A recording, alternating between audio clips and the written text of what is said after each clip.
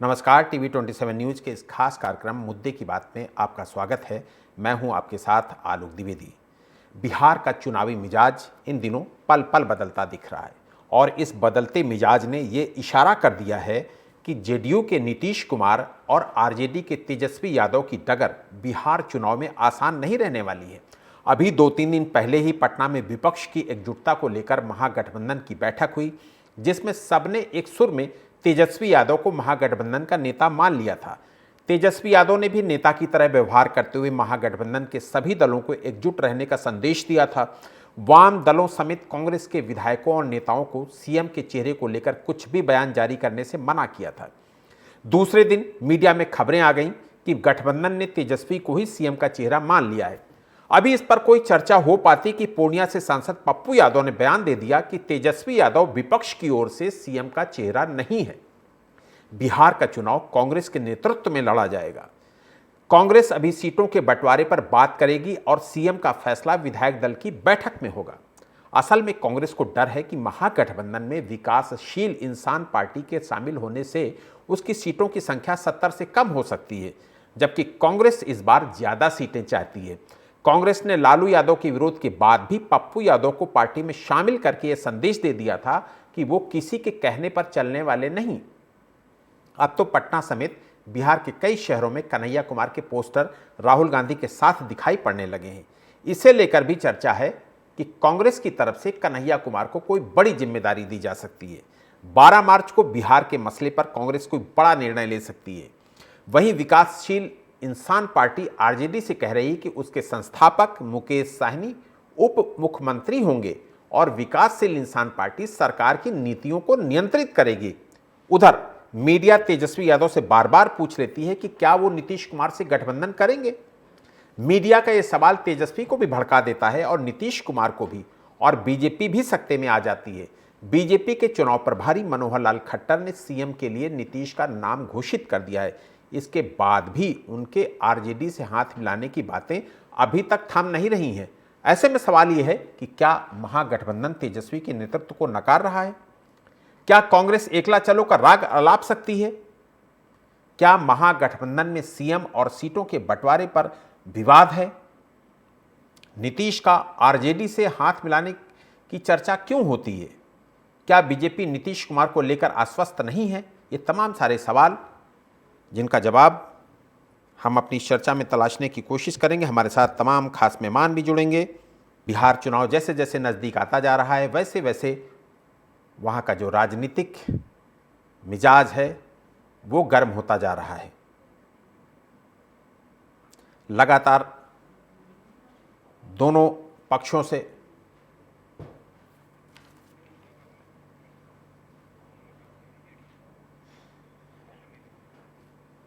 दोनों पक्षों की तरफ से सियासत गरमाई हुई है और हमारे साथ इस चर्चा में शामिल होने के लिए आरजेडी प्रवक्ता प्रमोद सिन्हा जी जुड़ गए हैं, जेडीयू प्रवक्ता मनोज लाल मनु जी भी जुड़ गए हैं, कांग्रेस प्रवक्ता आशीष सैनी जी भी जुड़ गए हैं और बीजेपी प्रवक्ता भी थोड़ी देर में जुड़ेंगे हमारे साथ। फिलहाल आशीष जी, मनोज जी और प्रमोद जी, आप तीनों का बहुत बहुत स्वागत करूंगा और सबसे पहला सवाल तो प्रमोद जी से ही।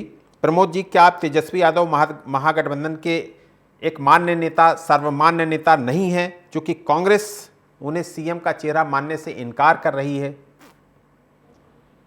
देखिए आलोक जी, 2020 बिहार विधानसभा चुनाव को ही अब जब देख लीजिए, जब 2020 में बिहार विधानसभा का चुनाव हुआ था, उस समय भी महागठबंधन का चेहरा, जो सीएम का चेहरा थे, वो हमारे नेता आदरणीय तेजस्वी प्रसाद यादव जी। लोकसभा चुनाव भी जो बिहार में लड़ाई, उसमें भी नेतृत्व हमारे नेता आदरणीय तेजस्वी प्रसाद यादव जी ने किया था। आज बिहार विधानसभा में प्रतिपक्ष के नेता आज तेजस्वी प्रसाद यादव जी, और आपने देखा था कि दो दिन पहले ही जो महागठबंधन के विधायकों की बैठक हुई थी तो उन्हीं के नेतृत्व में हुई थी। तो कहीं से भी कोई किंतु परंतु, कोई शक हुआ कि कहीं कोई बात ही नहीं है। हम अब चुनाव में जा रहे हैं, बिहार की जनता के ज्वलन समस्याओं पर जा रहे हैं, जन सरोकार के मुद्दों पर जा रहे हैं और जनता के बीच में जा रहे हैं, जनता के मुद्दों के साथ में। इस प्रकार की कहीं कोई बात ही नहीं है जिस प्रकार की बातें आप कह रहे हैं। कोई किंतु परंतु है ही नहीं। महागठबंधन के चेहरा हमारे नेता आदरणीय तेजस्वी प्रसाद यादव जी हैं और निसंदेह सरकार 2025 बिहार विधानसभा चुनाव में के बाद बनेगी तो मुख्यमंत्री हमारे तेजस्वी प्रसाद यादव जी होंगे। जी, मैं नहीं कह रहा हूं, ये पप्पू यादव जी कह रहे हैं। प्रमोद जी, आलोक जी समझने वाली बात है। मैं पिछले डिबेट में भी हमने कहने का काम किया था कि महागठबंधन दल में शामिल जितने भी दल हैं उन तमाम दलों के शीर्ष नेतृत्व में जी ठीक है प्रमोद जी, आप हमारे साथ बने रहिए। मनोज लाल जी भी हमारे साथ हैं, जेडीयू प्रवक्ता। मनोज जी, नीतीश कुमार जी को लेकर बार बार ये खबरें क्यों निकल कर आती कि वो आरजेडी से भी हाथ मिला सकते हैं? ये कहीं ना कहीं विश्वसनीयता पर एक तरीके से लगता है कि जैसे आपकी भाजपा पर विश्वसनीयता पर कहीं ना कहीं कोई क्वेश्चन मार्क है, प्रश्न चिन्ह है, जिसकी वजह से इस तरीके की बातें हमेशा हमेशा बिहार की राजनीति में उठती रहती हैं। देखिए आलोक जी, पिछले जब हम लोकसभा चुनाव साथ लड़े उसके बाद से ही पूरी तरह से ये तय हो गया था कि नीतीश कुमार जी एनडीए में हैं और हाल के कई कार्यक्रमों में नीतीश कुमार जी ने खुद ही घोषणा किया कि हम इसमें रहेंगे।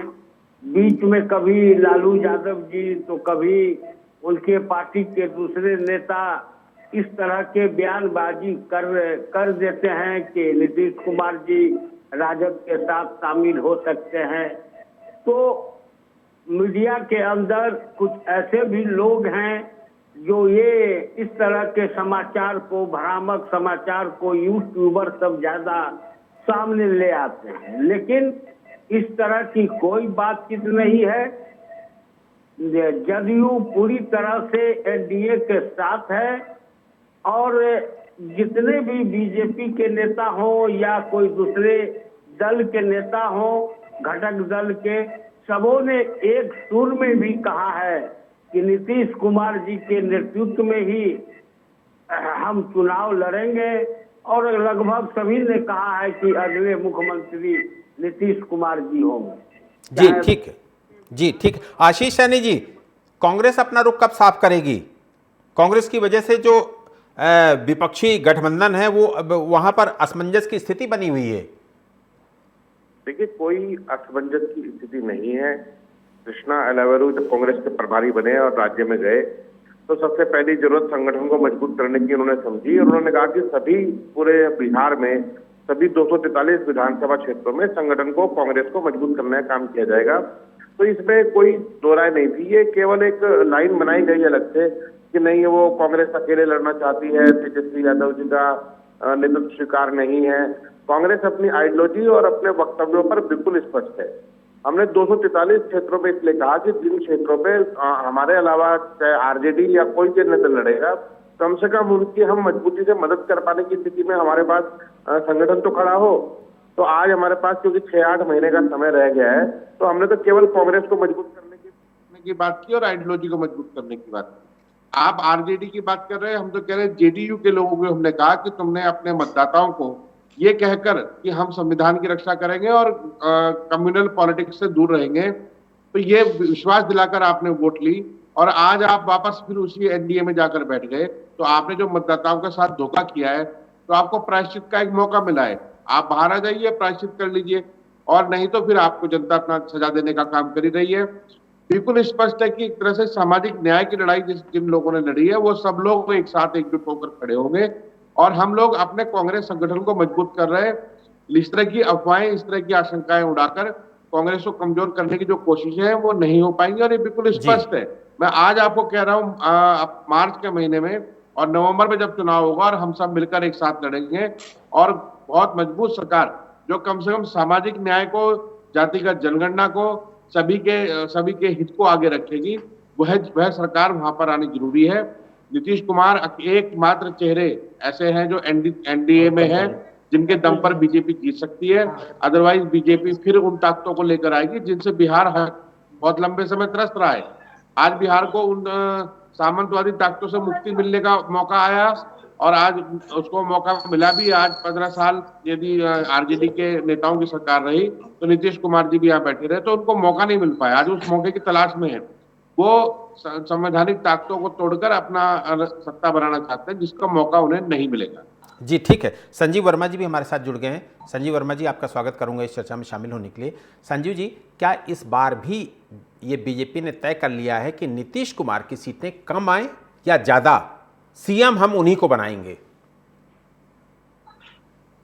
देखिए, भारतीय जनता पार्टी के ऊपर पूरे देश भर में लगातार जिस प्रकार से व्यक्त किया जा रहा है, जिस प्रकार से लगातार चाहे हम जम्मू कश्मीर की बात करें, जहां कांग्रेस तरह से वहां पर इनका तुष्टीकरण वाला कार्ड भी काम नहीं आया और मात्र 6 सीटों में पार्टी रह गई। हरियाणा में बुरी हार के बाद महाराष्ट्र में भी कांग्रेस का पूरी तरह से सुपड़ा साफ हुआ और कांग्रेस पार्टी पूरी तरह से एक परजीवी पार्टी बनकर रह गई है। जहां जहां जाते हैं ये क्षेत्रीय दलों के साथ गठबंधन हैं और क्षेत्रीय दलों में इस प्रकार से ये सेंग लगाने का काम करते हैं और एक तरह से महाराष्ट्र में कर रहे हैं, कांग्रेस का लाभ होता है, लेकिन क्षेत्रीय दल एक तरह से पूरी तरह से नेस्तनाबूद करने की जो एक पॉलिटिक्स कांग्रेस पार्टी लगातार करती है, सभी दल उस धीरे धीरे भली भांति जान चुके हैं और उसका एक परिणाम यह है कि बिछड़े सभी बारी बारी, अब चाहे ममता की हम बात करें, चाहे केजरीवाल की बात करें, चाहे उद्धव जी भी इसी लाइन में के साथ आगे बढ़ रहे हैं, उसी प्रकार से तेजस्वी यादव जी, लालू है, वो भी कांग्रेस के जो टैक्टिस है उसको भली भांति जान चुका है। और मैं सोचता हूं कांग्रेस पार्टी यदि अपने गठबंधन के साथ मिलकर लड़ती है या अकेले लड़ती है, भारतीय जनता पार्टी और एनडीए का कुछ भी बिगाड़ नहीं सकती, क्योंकि तमाम जनता, देश भर की जनता जान चुकी है कांग्रेस का। और तमाम जिस प्रकार से हम आरजेडी की भी यदि बात करते हैं, ये वही दल हैं जो अभी लोकसभा के चुनाव में संविधान के ऊपर लगातार झूठ बोल रहे थे, आरक्षण के ऊपर लगातार झूठ बोल रहे थे, भाई को भाई से लड़ाने की बात कर रहे थे, जातिवाद की बात कर रहे थे और इस तरह के तमाम तरीके के भ्रामक प्रचार ये लोग लगातार करते रहे हैं।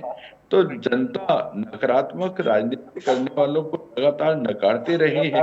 जनता का भरोसा आज भी माननीय प्रधानमंत्री श्रीमान नरेंद्र मोदी के ऊपर है, जो बोला सो किया और मोदी की गारंटी के ऊपर जनता विश्वास करती है।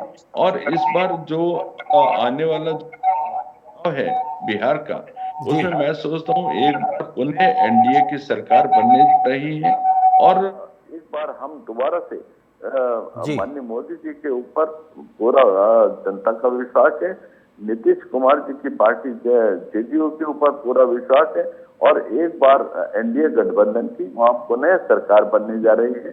जनता इन अवसरवादियों को इस सिरे से नकारती आई है और मैं सोचता हूँ आगे भी नकारने जा रही है। ठीक है, आशीष जी बार बार हाथ उठा रहे हैं। आशीष जी अपनी बात 10 सेकंड में खत्म करिएगा, क्योंकि देखिए, एक तो जब भाजपा के प्रवक्ता आते हैं तो जितना झूठ ये जितनी बेशर्मी से बोलते हैं, मुझे आश्चर्य होता है कि हर डिबेट में वही बात क्यों बोलते हैं। इन्होंने कहा कि इन्होंने कांग्रेस से जाति की राजनीति की बात की, तो आप ये अपने चैनल पर पत्रिया से पूछिए कि क्या ये जातिगत जनगणना के पक्ष में है या खिलाफ में है। हर एक योजना, चाहे वो किसी भी दल की हो, अगर वो विपक्षी दल कोई योजना बनाता है तो ये उसे अपने यहाँ लागू करते हैं। इनकी अपनी बनाई हुई तो कोई योजना ही नहीं है। जो महिलाओं को आर्थिक लाभ देने की योजना, चाहे वो केजरीवाल सरकार ने बनाई हो या कांग्रेस सरकार ने, इन्होंने अपने आप पूरी तरह अक्षर से लागू की है। तो ये बताइए बिहार में जाने से पहले कि जातिगत जनगणना के पक्ष में या नहीं। ठीक है। प्रमोद सिन्हा जी, 15 साल तक आप लोगों ने बिहार में राज किया, उसके बाद भी आप ये देखिए कि वहां पर जो विपक्ष, सबसे मजबूत विपक्ष के तौर पर आपकी पार्टी वहां पर मौजूद है, लेकिन इन सब के बाद भी आप ये देखिए कि विपक्षियों में आपके नाम को लेकर, तेजस्वी जी के नाम को लेकर सर्वमान्यता नहीं दिख रही है। आलोक जी, अभी हमारे साथ चैनल पे बैठे हुए हैं आशीष जी, कांग्रेस के प्रवक्ता हैं। अब बताइए कि जब इतनी साफ गोई से उन्होंने सारी बातों को स्पष्ट करने का काम किया, उसके बाद भी कहीं कोई असमंजस की स्थिति बचती है क्या? मैंने भी पहले ही कहा, कई बार जो है डिबेट में कहने का काम किया कि महागठबंधन में जितने भी दल शामिल हैं, उनके शीर्ष नेतृत्व ने फैसला पहले भी 2020 बिहार विधानसभा चुनाव के पहले करने का काम किया था। मुख्यमंत्री का चेहरा कौन थे 2020 बिहार विधानसभा चुनाव में? मात्र 12,000 वोट का अंतर रहा था, नहीं तो उसी समय तेजस्वी प्रसाद यादव जी मुख्यमंत्री बन गए होते। तो ये तो एक के तरह से जो है परसेप्शन तैयार करने के लिए जो है ये विपक्षियों की चाल है। कांग्रेस के तरफ से या हमारे महागठबंधन में शामिल कोई भी दल के तरफ से कहीं कोई दिक्कत, कहीं कोई परेशानी नहीं है। एक बस परेशानी कहाँ है? परेशानी तब होती है ना जब माननीय मुख्यमंत्री नीतीश कुमार जी के बेटे निशांत जी मीडिया के सामने आते हैं, जो कभी पहले मीडिया के सामने नहीं आते थे, और वो खुद मीडिया के सामने आकर के कहते हैं कि अब एनडीए को यह कह देना चाहिए कि नीतीश जी के चेहरा को घोषित कर देना चाहिए।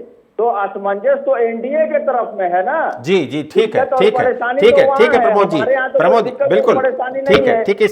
और एक दो सवाल का जवाब जो संजीव जी बोल रहे थे कि मोदी जी जो कहते हैं वो करते हैं, तो क्या 2 करोड़ रोजगार जो उन्होंने कहा था प्रत्येक वर्ष देने के लिए दे दिया क्या? काला धन लाने की बात कही थी, 15 लाख खाते में देने की बात कही थी, दे दिया क्या? अरे अभी देश में 30 लाख जो है उसको ये लोग भरने का काम नहीं करते हैं। आज जो है 45 वर्षों में बेरोजगारी सबसे ऊंची दर पर है। उसके बावजूद बिहार के परिप्रेक्ष्य में जब आप बात करिएगा तो बिहार जो है, चाहे साक्षरता दर हो, चाहे प्रति व्यक्ति निवेश हो, चाहे प्रति व्यक्ति आय हो, चाहे प्रति व्यक्ति किसानों की आय हो, सबसे अंतिम पंक्ति पे खड़ा है। चाहे शिक्षा हो, स्वास्थ्य हो, चाहे गरीबी उन्मूलन की बात हो, बिहार अंतिम पंक्ति पे खड़ा है। पलायन पदस्तूर जारी है। केंद्र में डबल इंजन की सरकार है 11 साल से, क्या कर रही है? जी जी जी, ठीक है, ठीक है प्रमोद जी आपके पास आऊंगा। मनोज जी, प्रमोद जी ने अब चूंकि निशांत कुमार का नाम ले ही लिया है, तो इसलिए यह सवाल आपसे भी बनता है। चूंकि नीतीश कुमार जी एक ऐसे नेता रहे हैं जो हमेशा से परिवारवाद की मुखालफत करते रहे हैं। अब निशांत कुमार जी के निकल के आने के बाद क्या यह माना जाए कि निशांत कुमार सक्रिय राजनीति में आएंगे, या सिर्फ अभी पिता की पैरवी ही कर रहे हैं? क्योंकि अब उनको लेकर भी चर्चा शुरू हो गई है। मनोज जी, देखिए आलोक जी, सबसे पहले तो मैं निशांत जी के आपके बातों को मैं कह दूं कि राजनीति में कोई भी अगर आता है तो उसको कोई रोक नहीं हो सकता है।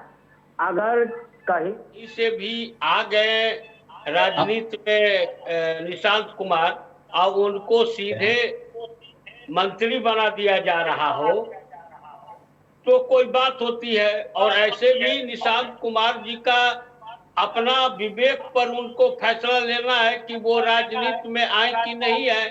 राजनीति में आएंगे तो स्वागत होगा कि एक पढ़े लिखे लोग हैं कि जो राजनीति में आ रहे हैं, लेकिन अभी पार्टी की ओर से कहीं से भी ये नहीं कहा गया कि निशांत कुमार जी आएंगे तो फलना जगह से चुनाव लड़ेंगे, तो फलना मंत्री बनेंगे या कुछ बनेंगे। मीडियाओं में आ रहा है तो मीडिया के सवालों का जवाब नहीं दिया जा सकता है, और इस तरह का कोई अभी बातचीत नहीं है कि निशांत कुमार बिहार के राजनीति में कदम रखने जा रहे हैं। हमने कहा कि कदम रखेंगे तो स्वागत होगा। दूसरी बात यह है कि मुख्यमंत्री का जहां तक बिहार में सवाल है वो तो स्पष्ट है। सभी लोगों ने कहा है, भाजपा के केंद्रीय नेतृत्व से तमाम लोगों ने कहा है। अब तेजस्वी यादव जी के बारे में कौन क्या कहा ये तो सब विदित है। इनके बिहार प्रभारी ही आके कहते हैं कि हमको कमजोर न समझे, और पप्पू यादव जी ने कहा है तो पप्पू यादव ही बिहार में एक लीडर हुए विपक्ष में कि जिन्होंने तेजस्वी यादव को धूल चटाने का काम किया। उनके हिसाब से जो उनके वहां उम्मीदवार थे पूर्णिया में, उनको जमानत तक जब्त करवा दिया। और कांग्रेस ने भी आज तक एक बार भी नहीं कहा है कि पप्पू यादव जी का बयान जो है उनका अपना बयान है। और अगर कोई बात नहीं है कांग्रेस के अंदर आलोक जी तो अभी कन्हैया कुमार का पोस्टर लगाने का क्या जरूरत पड़ गया? कन्हैया कुमार तो पिछले बार लोकसभा का चुनाव दिल्ली से लड़े थे, तो ये पूरे बिहार के अंदर कन्हैया कुमार का पोस्टर लग रहा है, तो ये क्या संकेत दिया जा रहा है? तो इस चीज का तो यही बोल सकते हैं, और हमको तो इस पे बोलना ही नहीं है। तेजस्वी यादव रहे मुख्यमंत्री, कि लालू यादव रहे मुख्यमंत्री, कि राबड़ी देवी रहे मुख्यमंत्री, इसको परिवारवाद कहते हैं। क्योंकि तेजस्वी यादव से बड़े नेता आरजेडी में कोई है ही नहीं। ठीक है, उनके सामने जितने भी लोग हैं, चाहे दलित के हों, अकिलियत के हों, पिछड़े वर्ग के कोई भी नेता हो, वो सब तेजस्वी यादव के सामने बौना है। तो उसका फैसला उनको करना है, हम तो उनके बारे में तो बोल ही नहीं रहे। ठीक है, ठीक, 2 बार से उनको ठीक है मनोज जी ठीक है, आपकी बात कंप्लीट हो गई है। आशीष जी, एक बहुत बड़ा इंपॉर्टेंट सवाल यही खड़ा हुआ है जो मनोज जी ने कहा, और आप उसको हमको लगता है समझ भी गए होंगे कि तेजस्वी यादव के 2 राजनीतिक प्रतिस्पर्धी पप्पू यादव और कन्हैया कुमार, वो दोनों लोग इस तरीके के बयान दे रहे हैं, तो ऐसे में कैसे संभव है कि आरजेडी के साथ कांग्रेस की सब कुछ आगे तक ठीक रहे? क्योंकि पप्पू यादव जी क्या बोल रहे हैं आपको पता है, कन्हैया कुमार वो भी उनकी बिहार में एंट्री हो गई है, उनके भी पोस्टर राहुल गांधी के साथ जगह जगह लग रहे हैं, उनकी भी एंट्री होने के बाद फिर कैसे आपका तालमेल कंटिन्यू रहेगा? क्योंकि ये दोनों नेता तो ऐसे हैं जो तेजस्वी यादव को नहीं पसंद करते। आपको फर्क देखने के लिए मिलेगा कांग्रेस के साथ जो दल खड़े हैं इंडिया गठबंधन के, उनके वक्तव्य में और भारतीय जनता पार्टी के वक्तव्य में। जैसे ही हम नीतीश कुमार जी के बेटे की बात करते हैं कि वो राजनीति में आने के लिए संभावित एक व्यक्ति के रूप में है, तो ये परिवारवाद को समाप्त कर देते हैं कि परिवारवाद को क्या स्वीकार्य हो जाता है। जैसे ही कोई दूसरे दल के व्यक्ति का, यदि परिवार का व्यक्ति चुनाव लड़ने आता है तो इनको परिवारवाद दिखाई देता है। भारतीय जनता पार्टी के कितने सांसद परिवारवादी हैं, और आप देखिए कि बृजभूषण शरण सिंह के को इतनी सजा दी गई मोदी जी द्वारा कि उनके बेटे को टिकट दे दिया गया, लेकिन परिवारवाद इनको दिखाई नहीं दिया। इनकी आंखों पर जो नारंगी चश्मा चढ़ा है उससे ये दिखता नहीं है।